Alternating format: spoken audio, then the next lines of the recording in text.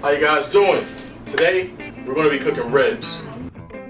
Yeah, how you doing, guys? Today we're going to cook some ribs. First thing you want to do is take the ribs out of the extra tough packaging that they come in. Little muscle work there. Second thing you're going to want to do, you're going to want to wash the ribs off because you don't know what type of impurities may be on these ribs, and it's best to keep yourself protected. The next thing we're going to do, we're going to go ahead and pull the membrane off the back of the ribs, strictly because it helps as far as keeping the ribs nice and tender. You want to be able to just meat fall off the bone and not have that membrane attached to it. Next thing you're going to do is manicure your ribs. You don't really have to do this, but it's essential if you want your ribs to cook at the same time. You know, you want all the pieces of the meat to be done evenly. So you want to put a little top portion off, cut it off, and we cook that also, man. It's all meat. All right, nice and finished. Next, we use steak seasoning, some black pepper, paprika, seasoned meat tenderizer, some pork rub from Grill Mates, and most importantly, yellow mustard. You're going to take that yellow mustard and you're going to pour it all over the raw ribs. And what you're going to do with that, you're going to kind of rub that in. That's going to help create that bark, that dark look to your ribs. It has that extra flavor into it. And what it does, it holds the seasonings. Now, you're going to go ahead and throw some of the seasonings on the ribs. Season them to taste. However much, however less you like. I don't never keep measurements of what I use, but I just throw it up there. And they come out well, no complaints. Put your pepper on the ribs. I like a lot of pepper, man. Alright.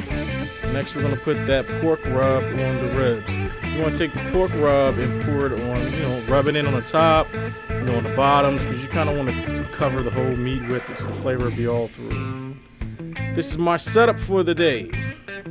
First thing you're gonna do is set up your grill. I already had it pre-set up for you guys, but what I did, I had a piece of maple wood that I put at the bottom, nice little chunk, and I poured some charcoal on top of that. Reason being, the maple wood is gonna heat. It's actually gonna get a little hotter than these coals, and it'll keep the fire burning for a good long time, giving you that good smoke that you're looking for.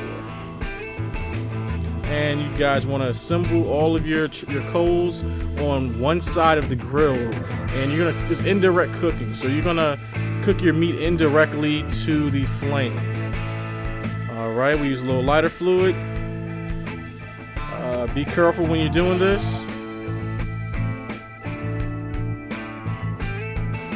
Combustion. Here's my cool dog ox. Just chilling and waiting. Grill's starting to get warm. It's time to throw the ribs on. Okay, what we're doing here, we're doing indirect cooking. So what that means, my flame is to the right of the screen. I have the wood, the maple wood, and I have the charcoal. And on the left side of the screen where my vent is at, that's going to be the hottest part of the grill. So you want to sit your meat right there. Now, this is an hour later. You want to check it every hour, because I let it run for a couple hours. This is an hour later. This is what they're going to look like. Looking good.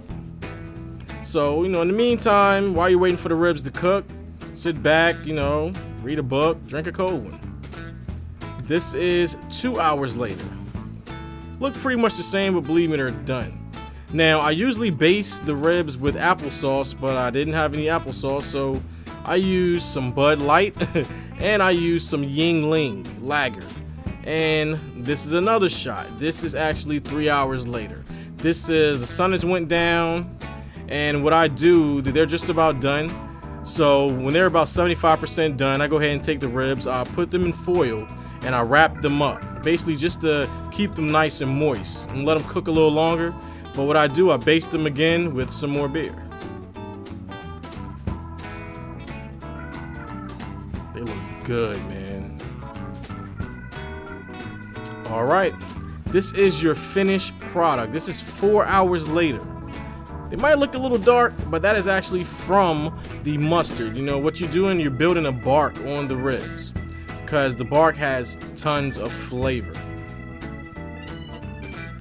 So what I'm doing here, I'm just cutting up the ribs. I had a couple friends come by, and me and my friends, we sat back while the ribs were cooking, and look how tender this is. The meat's just falling apart, man. Falling off the bone.